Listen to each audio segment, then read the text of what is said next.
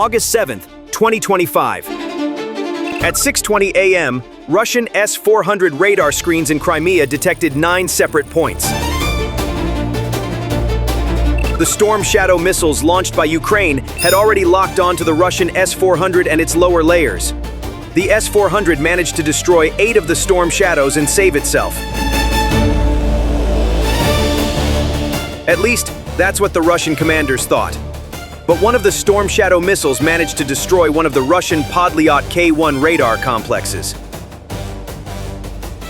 The Podlyot K-1 is designed to catch low-flying drones and cruise missiles. The 450-kilogram bomb disabled one of the lower middle-layer defenses of the Russian radar network in Crimea. This would change everything in an instant.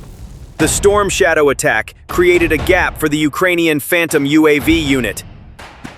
The main targets were the BK-16 speedboat, 3 radar nodes, namely Nebo-SVU, Podlyot K-1, 96L6E, and the domed facility in Ai-Petri.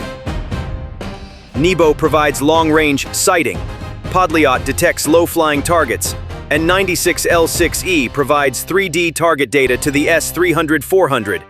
These 3 form the eyes of Russia's layered defense system.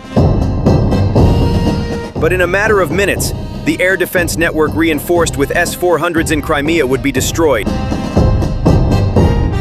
Ukraine had gone so far as to sacrifice 8 valuable Storm Shadow missiles for these targets. But in the Phantom unit, a single rail failure, a single deviation, could burn the whole package. They would either succeed or sink.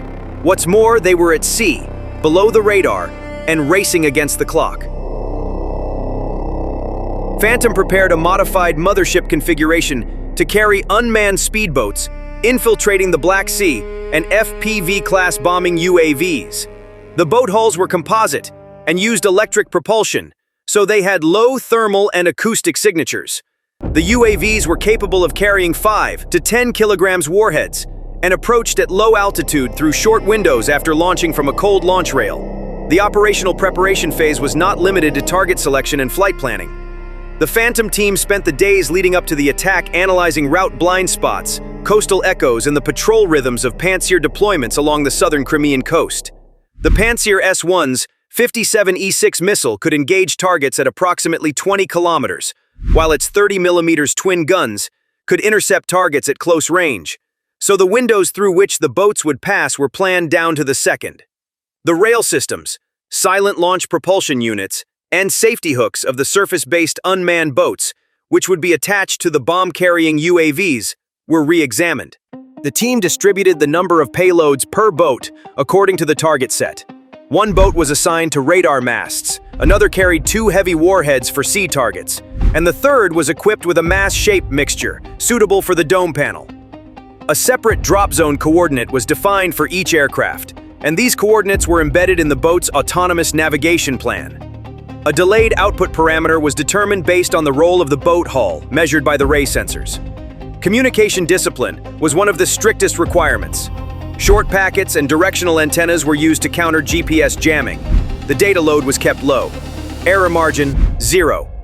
The Phantom's plan also included 2 mitigation measures: false target emitters to distract radars along the coastline and a short-lived heat signature toward the horizon. The false target emitters were simple corner reflectors and heat sources. They appeared as large, empty targets on radar. None of these alone were sufficient to paralyze the defense. The goal was to divide the defense's attention and shorten the decision-making process. Route engineers drew a zigzag pattern that utilized the curves of the coastline. The boats were instructed to proceed at a height and speed that would keep them partially within the sea surface clutter on radar.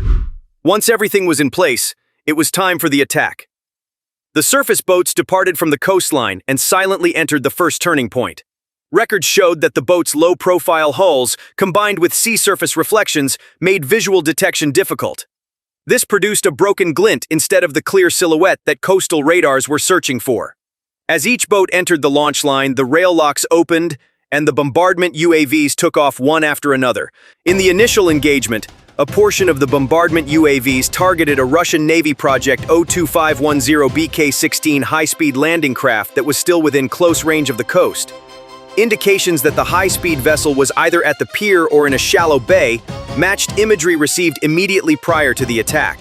BK-16 type platforms rapidly deploy personnel to shore, transport small teams, and provide speed and surprise along the coastline for special operations. They can carry approximately 19 personnel and reach speeds exceeding 40 knots, making them ideal for carry, land, and escape missions. Therefore, the operational gap created by hitting the vessel is more valuable than the unit cost of the hit. A flash was observed on the vessel as the UAV approached.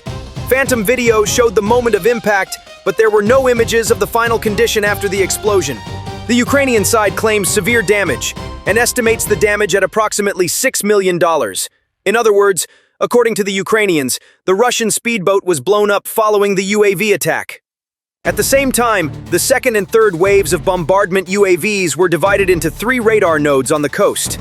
The Nebo-SVU's mission is to add high-altitude and more distant targets to the air picture. It is said to have an advantage in detecting targets due to its wide wavelength, as it operates in the VHF band, countering claims of stealth aircraft. Podlyot K1 is designed to detect low-flying drones and cruise missiles.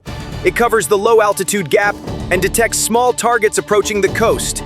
The 96L6E is a mobile sensor that provides 3D target information to systems such as the S-400 It functions as an acquisition radar for S-400 batteries, preparing targets for the 92N6 fire control radar. These 3 systems complement each other's capabilities. When they work together, the picture for the defense side is clearer and comes in earlier. The UAV images show moments when the drones descended on the locations of metal poles and antenna clusters, followed by sparks and short-lived smoke after impact.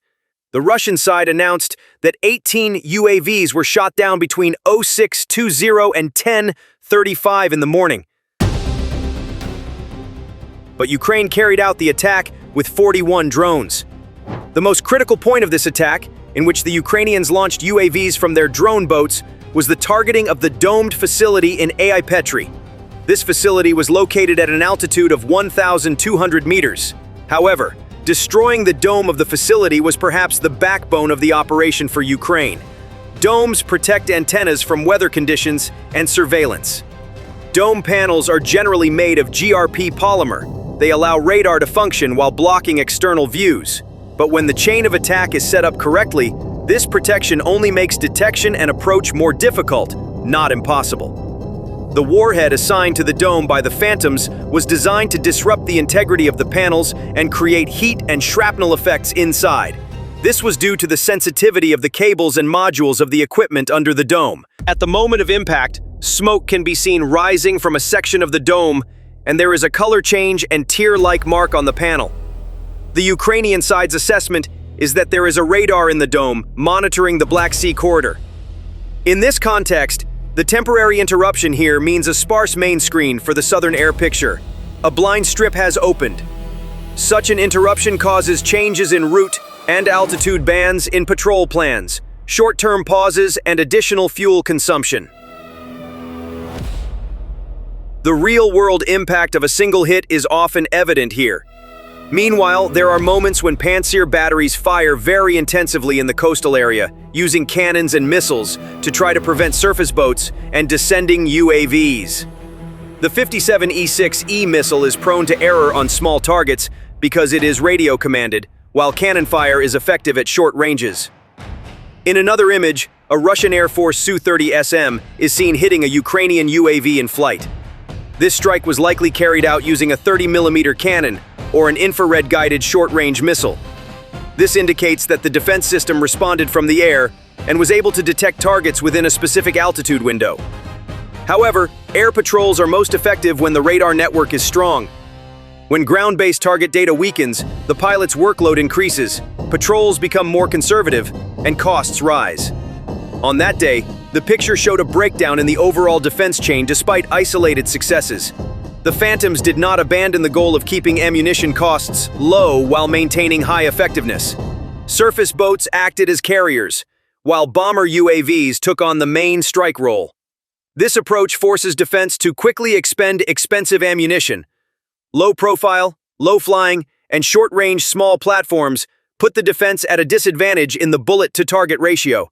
The defense side calculates the barrel heating and ammunition stock of short-range systems, while air patrols calculate fuel and sortie time. Therefore, the impact of the attack wave is measured not only by the number of ships hit or radars damaged, but also by the defense's overall operational capacity throughout the day. Repair teams rotate shifts along the coastline, electrical and fiber lines are reconnected, and onboard devices are removed for testing. During this period, radar uptime decreases. The gap widens. Air patrols carry more fuel, routes are shortened, and the reaction window narrows. This chain of events results in an expensive and exhausting day on the ground. Ukraine's operation wove this chain together in an incredible way. The sinking of the BK-16 created a symbolic breaking point for coastal operations. Such a boat is a critical tool for small teams to move quickly along the coastline. Hitting it at the dock sends a message that the line is not untouchable. Suppressing the radar trio on the same wave cuts off the main screen of the defense. Even if this cut is only for a few minutes, the operational impact is huge. The damage to the domed facility reveals the difference between hiding and protecting. It reduces visibility, but does not prevent strikes. When all this is taken together, it becomes clear that the rear area assumption in southern Crimea has been shattered. The Ukrainian side's statement was clear. The disarmament of the temporarily occupied peninsula is continuing step by step. The Russian side said that many UAVs were shot down that same morning, but did not share any details with the public. This is an expected line of communication. In the coming days, the intensity of repair activities, changes in the dome panel, signs of removal and replacement of radar antennas, and shifts in the patrol rhythm will give a better picture. The preparatory phase of the operation was the key factor that made this result possible. The Phantoms team summarized the daily rhythm of the targets in short notes. They accepted that the targets were not moving systems, but systems with habits. Once those habits were identified, even the most expensive dome could be caught at a weak moment. Load distribution was adjusted for each boat based on range and waveset. Vibration measurements determined the lock delay of the launch rails. The roll at launch was preloaded as a default correction into the UAV's first-second stabilization software. The low-frequency vibrations of the boat engines were kept in a band that leaves a cleaner signature on coastal sonars. This small detail delays short-range detections by milliseconds. Emission discipline compressed uplink intensity to the final stage. The video stream was only activated in the terminal phase. This left no fixed carrier trace that could be picked up by radar and electronic warfare systems. All these preparations show that a seemingly quick and cheap attack is actually possible with patience and minor adjustments. The defense side tried to reduce visibility by building domes or placing antennas in portable cabinets. But every move to increase invisibility puts pressure on maintenance and uptime. Every move, every opening and closing consumes human resources and equipment life on the ground. This raises the cost curve of defense in the long run. The attackers, on the other hand, try to maintain the pressure with low-cost platforms. As long as the rhythm remains unbroken, the likelihood of the defense collapsing increases. This attack on the southern tip of Crimea is an example of an approach that seeks out the weakest link in the wall and, once found, strikes it simultaneously. The hole is growing. The targets were not selected individually. They were clustered in such a way that when struck together, they would create a void. The result is a corridor perception, albeit short-lived. Air traffic thins out, coastal operations slow down, and patrol patterns become congested. In fact, what is visible regarding Russia's countermeasures is also significant. Footage showing at least one Su-30SM downing a UAV confirms that air defense is operational. The intense fire from Pantsir batteries indicates that close defense is not idle. However, all of this is much more effective on days when the radar network is strong. On a night when ground-based data is weak, pilots and battery commanders both expend more ammunition and become less confident. This uncertainty increases the overall cost of defense. The picture that emerged on the day of the attack produced exactly the expensive day effect that the attack was seeking. A large number of shots, short interruptions, repairs, and patrol changes. There are three clear messages in the final picture. First, when surface boats are used as carriers, the reaction window of coastal defense narrows. This is the simple but effective result of combining a platform that can approach at low altitude and short visual ranges with multiple UAV launches. Second, suppressing radar nodes on the same wave leaves no need to count down with expensive anti-aircraft missiles one by one. Weakening the picture itself can be more economical than individual shots. Third, domes do not render the target invisible. If the reconnaissance and approach chain is well established, the delay falls on the dome, not security. The Phantom team's operation succeeded in shifting the cost-effectiveness balance in favor of the attack. While the Ukrainian side highlighted the list of targets hit, the Russian side emphasized the number of UAVs shot down. The gap between the two narratives will be closed in the coming weeks by the speed of repairs, the patrol pattern, and the images from the field. Even a single night of fluctuation in the early warning picture over Crimea shows that the peninsula can no longer be considered an absolute rear area. This finding is not a sign of a single strike, but of a pressure model that has gained momentum. If this pattern continues, the defense side will either quickly exhaust its expensive ammunition or risk missing some approaches. Both options serve the purpose of the pressure. In summary, we saw an attack that played on details in preparation, windows in execution, and rhythm in exit. Surface boats enabled the approach, and bombardment UAVs divided the target set. The BK-16 came to the fore with claims of heavy damage. The Nebo-SVU Podliot K-196 L6E trio was suppressed. The dome in Ai-Petri was hit. The defense responded with intense fire and a Su-30 SM strike, but the overall chain was broken. In southern Crimea, this scenario unfolded as an expensive and exhausting day. The meticulousness of the preparatory phase was the foundation of the cheap yet difficult-to-stop attack. The outcome, however, was not based on overnight numbers, but on a more enduring perception that the region remains under constant threat. Thank you for watching.